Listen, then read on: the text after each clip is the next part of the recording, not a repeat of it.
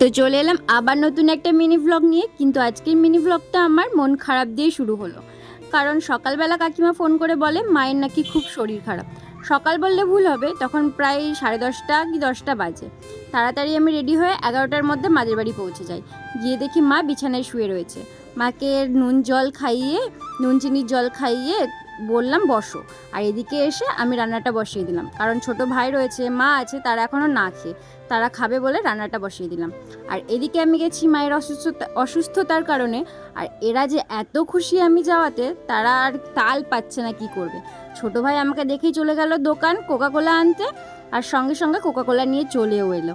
দিদি আসলে যে ওরা কি করবে কিচ্ছু বুঝতে পারে না। হয়তো তোমাদেরকে আমি প্রত্যেকটা ভিডিওতে এটা বলি বলে তোমরা ভাববে আমি বাড়িয়ে বলছি, কিন্তু এমনটা নয়। তোমরা যদি সামনে থাকতে আমার, তাহলে বুঝতে পারতে। আসলে ওরা ছোট্ট বাচ্চা তো, বুঝতে পারে না কি করে আমাকে খুশি করবে। তাই ওরা যেটা ভাবে যে এটা করলে দিদি মনে হয় খুশি হবে, সেটা করারই চেষ্টা করে। তো এখানে কোকাকোলা নিয়ে ওরা চলে এসেছে, আর আমিও খুব খুশি যে আমার ছোট ছোট ভাইরা আমাকে খুশি করার জন্য এত কিছু করছে। তো কোকাকোলাটা খেয়ে নিয়েছি। তারপরে আমি এই বাড়ি থেকে নিয়ে গেছিলাম কটা লেবু, সেটা দিয়ে দিলাম, সেটাই তোমাদেরকে দেখাচ্ছিলাম। তারপরে এখানে ভাই এসে দেয় আবার মাজা। তো মাজা খেতে তো আমি প্রচণ্ডই ভালোবাসি, তো আরও বেশি খুশি হয়ে গেছিলাম যে আমার ছোট ছোট ভাইগুলো আমার জন্য এত কিছু করছে। তাই এখানে আর গরমের মধ্যে মাজাটা পেয়ে বেশ ভালোই লেগেছিলো, তাই এখানে মাজাটা মজা করে খেয়ে নিচ্ছি। তারপরে আমি ভাবলাম যে ছোট্ট ভাই আমাকে এনে দিল আর আমি একা একা খাবো। বললাম না, ভাইকে দিয়ে আসি। তো এইখানে আমি অল্পটুকু খেয়ে ভাইকে, ওরা ওখানে লুডো খেলছিল বলে ওদেরকে দিয়ে দিলাম। বললাম তোরা তিনজনে অল্প অল্প একটু খা। তো এখানে ভাই সেই মাজাটা খেয়ে নিচ্ছে। তারপরে আমি আবার চলে যাই রান্নাঘরে, কারণ আমার রান্না এখনও কমপ্লিট হয়নি। তো এখানে দেখো আমি বসে বসে রান্না করছি।